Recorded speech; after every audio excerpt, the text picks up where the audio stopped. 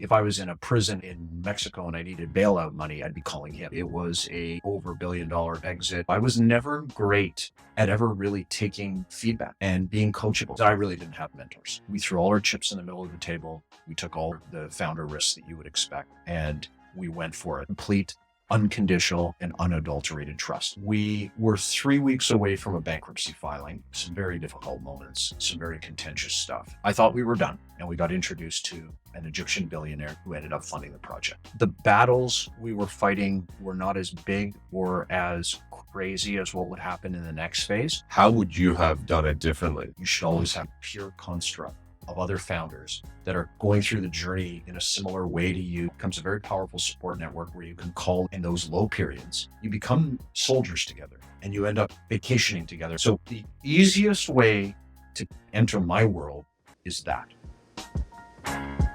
You're listening to the Helpful Podcast, the show that inspires high performers to keep on pursuing their passions. My name is Vahid Josie, and I'm sitting down with accomplished people asking who helped them in their tough times, the lessons they learned, and how they're making an impact. You'll hear authentic stories of vulnerability, of people giving when they have nothing to gain, and how you can unlock the community support you need. Before I tell you about our next guest, I want to thank you. I'm learning, I'm making mistakes, and I'm constantly improving. Thanks for being part of this journey. So, my next guest is special. He started a telecom company and sold it for over $1 billion. That company is called Freedom Mobile now. When he started, he didn't have any mentors. He wasn't even coachable. He was lucky though to find the right comrades. They went all in, they fought, and they won. You'll hear all the details. He doesn't hold back. Later, he did a 180 and founded an organization devoted to elevating the art of mentorship. Brice Scheschuk is a role model to many, and here's his tale of human helpfulness. Thanks for coming on the podcast, Brice. Thanks very much. It's been a little bit since we last caught up, so glad that we got to chat beforehand. For those who don't know you, could you please introduce yourself? Sure. So thanks very much, Vahid. Glad you're doing this. Good to reconnect. And here we go. Name is Brice Scheschuk. By way of background, most known as a telecom entrepreneur. Myself and my business partners were the co-founders of a company called Win Mobile here in Canada, which became Canada's fourth wireless company. It was a big scale up of the era from 2008 to our exit in 2015. We sold that business seven and a half odd years ago to a company called Shaw, which was one of Canada's largest cable companies. It was a over $1 billion exit. After sale, we took the proceeds of that and built an investment platform with a major skew to tech, venture, and innovation. We call that investment platform Global FCAP. You're well known in the industry to be helpful. So that's how Gong's introduced you. That's how I've known you. And it's really fitting for the topic of the podcast. I would love to hear about a time where things were really tough and a lending hand showed up out of nowhere. Yeah, so it's a great question. I'm going to phase this and take some time with the various directions that it's gone. It's probably not the direct drive of I had this one person that came magically who was senior and had all the wisdom and showed me the way. That's not how it went for me. And I think it's worth unpacking that a little bit. Sure. So when I was a youngster, I always like to start there, coming out of university and getting into the work world. This is in the mid 90s. And the first comment that I'll make about that era is that I would say that mentorship or that lending a helping hand was not as prevalent as it is today. In our startup ecosystem now, if I pick that as an ecosystem, even in corporate world, wherever you want to go, the world of mentorship, sponsorship, pairing people up, having peers, young presidents organization, you pick your narrative is everywhere. It's organized, it's structured, it's very accepted, the willingness to be mentored, the coachability, this is all a huge narrative. In the mid 90s, in my world, it wasn't a big narrative. Okay. I like to say to people, I had a bit of a chip on my shoulder. I wanted to build stuff. I was in a hurry. I was a very type A personality. And all of those attributes candidly didn't lend themselves well to even taking feedback, to being coached, and so on. And so what I found in the first era of my work world, which included some corporate and then some startup, is I really didn't have mentors in the classic sense that we know now. And as I've spent a lot of time advancing the craft of mentorship, and I've talked to a lot of people of my vintage, and I would say it was a pretty common refrain that mentorship was not actually that prominent back in that era. And I would say I fit that mold. So for me, How I would say I learned was predominantly in ways of what we would now call mentorship was really stealth mentorship, mentorship by osmosis, watching those who came before me, who had the experiences, reading, those kinds of things. But then a couple of things happened that enhanced support, we'll call it. And really for me, and I've talked about this publicly before, even for a guy who's super active, started a not-for-profit focused on mentorship and so on. When people ask me about this and I say I didn't really have mentors back in that era, what I do say is that's not completely true.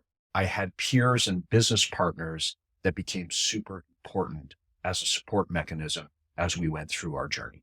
Okay. And I will be very prescriptive here because there aren't that many and they're important to the narrative. One of my current business partners is a gentleman named Dave Roth. I met him in 1995 in a corporate environment. We started our first company together in 1998.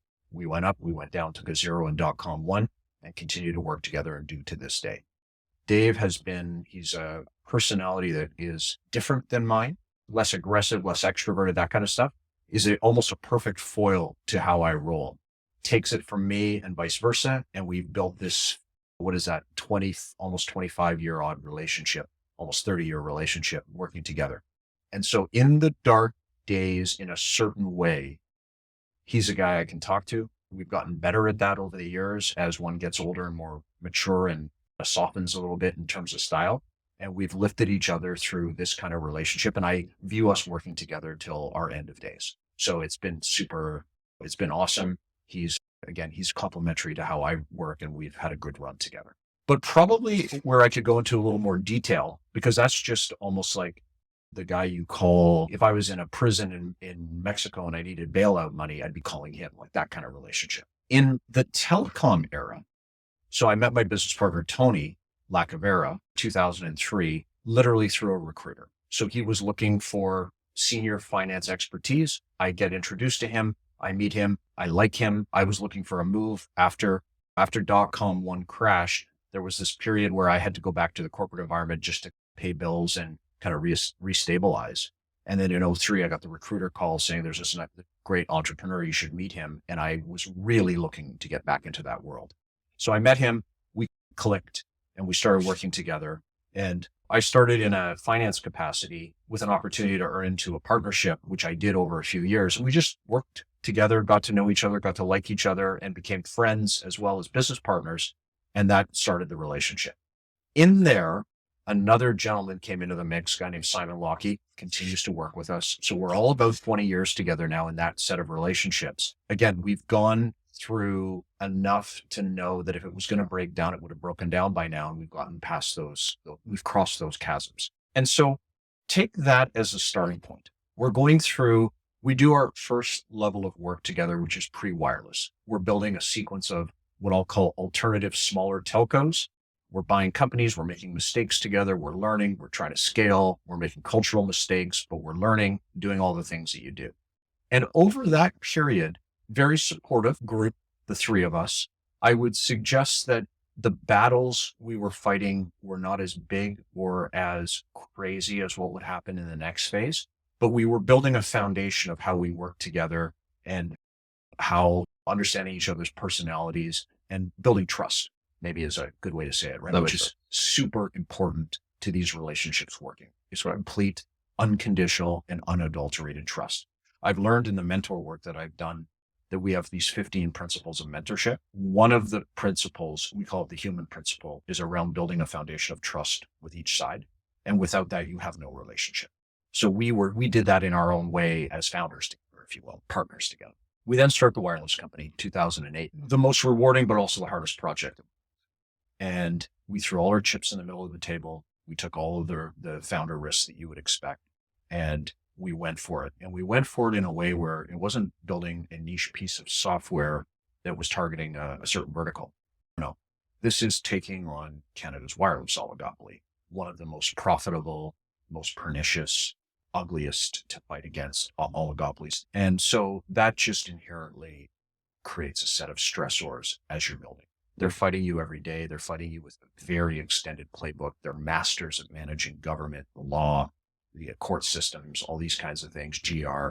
And we're inexperienced at that. We got headwinds continuously. There were a bunch of policy issues that we had. It was extraordinarily difficult. It was almost born in fire to a degree. I'll tell you a couple of stories. We almost didn't do the project because we needed a significant amount of capital, and we were out networking in 2008, credit crisis. I'm just trying to remember this chronology. Yeah, 2008, we wrote the business plan. We used our network, went around the world, and went as hard as we could to try to find capital. And we needed hundreds of millions of dollars to make a deposit to buy Spectrum. 10 days before the deposit deadline, we did not yet have the capital raised. I thought we were done, personally. Tony, ever the optimist and has the good tenacity, we got a break in our networking, and we got introduced to an Egyptian billionaire named Naguib Sawiris, who ended up funding the project. What was interesting about that is, so you've got kind of Tony, Simon, Brice hunting around, doing our best, presenting our business plans, doing all that kind of behavior. And we meet this guy, and he's multi-billionaire. He's got wireless operations in probably about 10 countries, big risk tolerance, and a structure, a corporate structure on how to do things. And it was at a scale that we had never encountered before because we were quite small. So we meet him, and we were under such a tight deadline that he sends probably 15 guys to Canada to basically do this quick negotiation with us and him to get something paper to be able to put this money with the government and enter this auction. We did that line. To meet the deadline. That first phase was, I would say, what caused Tony, Simon, and I to start working together in a way we hadn't exactly before, where it was pretty much 24/7 negotiation and battle with a group that were very sophisticated, had done this for a living, and there were a lot of them, a lot of lawyers and a lot of certain style.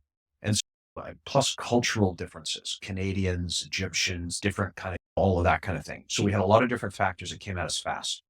And we started to establish this cadence of how we would work together in a certain way, how an issue would be addressed by the three of us, how we could criticize each other, but also lift each other up when things were difficult. And it was an early taste of how to have this, almost this peer support thing that would go on.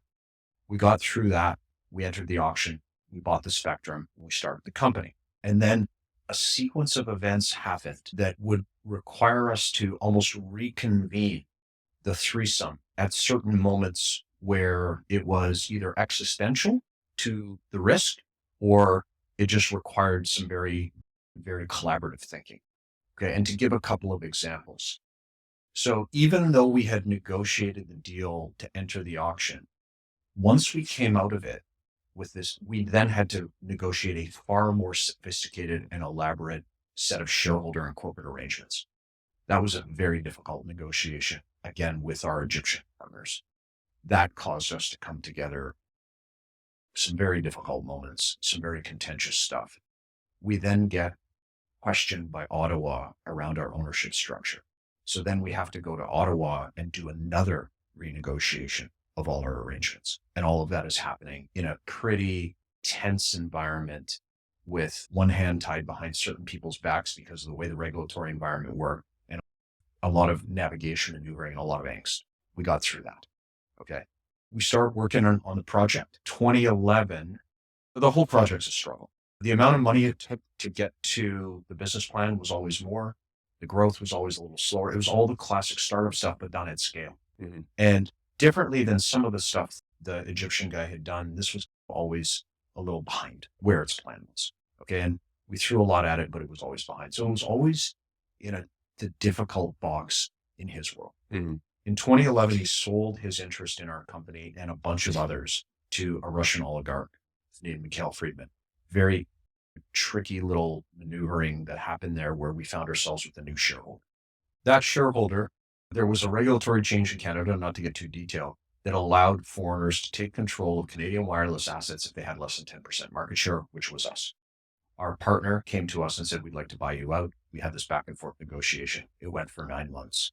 I remember Tony, Simon, and I coming together again in a very difficult and complicated negotiation with now a different culture, different head office environment, a different group of people that had arisen by virtue of the sale to this shareholder.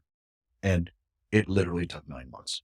It was culturally like something I've never gone through before. It was super enlightening and interesting. And again, I don't know if I remember it perfectly correctly, but I recall over 9 months, including weekends, typically 3 1-hour meetings a day with Tony, Simon, and I. This was our lives. Wow. This was our equity. This was everything to us. And we needed to get this right in a very complicated policy and other operating environment. So that period, I recall being extraordinarily difficult. And I recall the waxing and waning of each of us in our moods, in our styles, and some very, very, sometimes very negative to each other and so on. But we built a mechanism of support to get our way through. And we did. And we signed an agreement to sell our interest in wind. And then a very funny thing happened. The Russian shareholders went to the government to apply for approval of the change of control, and they were disallowed. So we ended up, under a whole other story I won't bore you with, we ended up, all of that work that we had done ended up going up in a puff of smoke.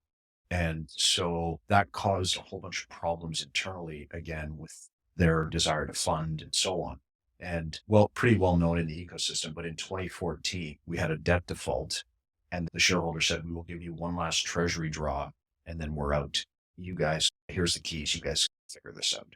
So the summer of 2014 became another almost existential moment for the company, for Simon, Tony, and I working together to deal with our side of it and also to try to recapitalize the business. Very difficult time. So we spent another, again, it's almost like you reconvene the war council and you do this again, month after month.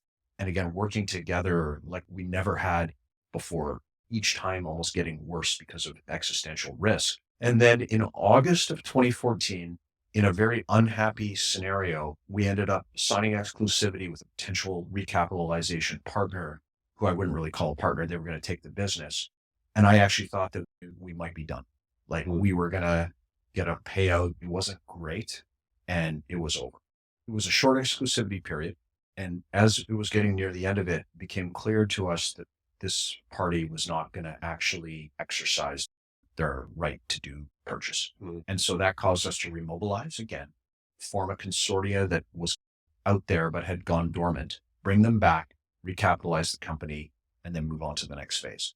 And that sequence of events from a debt default, try to remember my timing, either February or April of 2014, through to the recap, which was in September of 2014. What I would say is it was a period where you were under distress with the company because we knew that we were going to hit a funding wall. I actually have told people this before. We were 3 weeks away from a bankruptcy filing. So in one room, we had a bankruptcy monitor getting ready to file, a receiver. In the other room, we had a bid room for people to come in and assess the company and potentially for a recap. And we were doing that, trying to keep the culture intact and trying to manage this very difficult situation. And the helpful, back to your name of your podcast, was how did peers come together to both navigate a very delicate and difficult situation, and how did we work to lift each other up through this very difficult time? And what I would say to you is I had no knowledge of the best practices of what you would do now in peer mentorship, not creating an environment of psychological safety, not smashing guys when they're right at their lows and all this kind of stuff. We didn't know those practices. Tony had a bit of experience with YPO, but it was ancillary. And somehow in our way, in a fumbly environment, after all those other battles and building almost implicit rules of engagement of how to work together, how to work our way through these situations, we came to a way of working that allowed us to basically help that person who was in the worst point in each of those interactions, bring them forward and move this thing in a rational way. That's how it went for us. And so after that, we got through it. We ended up having a positive experience after that recap. We sold the business and then we moved on to the next phase of life. I'll say to you, we've never had to revisit that crazy style. We've gotten somewhat toward it in some deals that we've worked on that have gotten difficult, where we almost tried, as you may know, to buy our asset back from Shaw. That was an interesting process that kind of brought us back together in a similar style. But in general, where I've found the best example of what your question asks is around peer support system to deal with the most difficult existential risks in our history. And when I look back after really focusing on mentorship and the craft and getting better at it, I say to all founders, you should always have a peer mentor network. And ours was within our business. And yes, you and your co-founders should figure out the best ways to work together, take things out of the workplace that could taint your culture. There's a bunch of best practices there. That's important. But you should also create a peer construct of other founders that are going through the journey in a similar way to you, not competitors, but like kind of peers at the stage and so on. And you guys should plan time together to deal with the problem that you're all having, be it talent, be it fundraising, whatever it is, in a safe space once a month. And the ones who've done this successfully, first of all, it becomes a very powerful support network where you can call in those low periods. But two is you become soldiers together and you end up vacationing together and it becomes, and I've had a variety of people in our ecosystem tell me that they came together in a way through a peer organization. Ben Baldwin had one, or a few others, and they're still together a decade later. And that is super. Tony's been a YPO guy for over 20 years. And some of those peer supports, they're personal, deep relationships that become super powerful. So that's my story on the matter, is how I would say it. The way help found its way to you was through the group that you were operating the business with. Yes. And through, I'm assuming, half dozen to dozen times of existential crises. Yes. You guys still pulled through. Yeah. It's that scenario where you got to be careful using a wartime analogy. Going to battle in a war is different, obviously, but let's call it the light corporate version there, where you're faced with risks that for your circumstances are existential, and that stressor that takes you down and then you recover from. Going through that with a group of people, having done that, it changes your relationship and how you work together, how you build that foundation of trust with each other and so on in a special, important way. And that's how it went for me. Really? And maybe what I would also say is that I don't know if I didn't have that, what I would have done. Would I have sought out someone else to be a running mentor for me over those eras?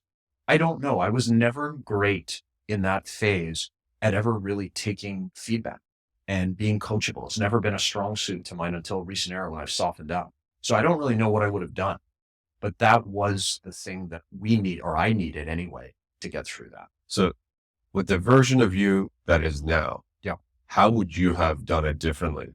You've unlearned and relearned a bunch of things. Yeah. In those scenarios, what would you have done? Yeah. So I think if I use Tony as my example, I watched him going through that phase, working with Simon and I, of course, but also having the YPO structure.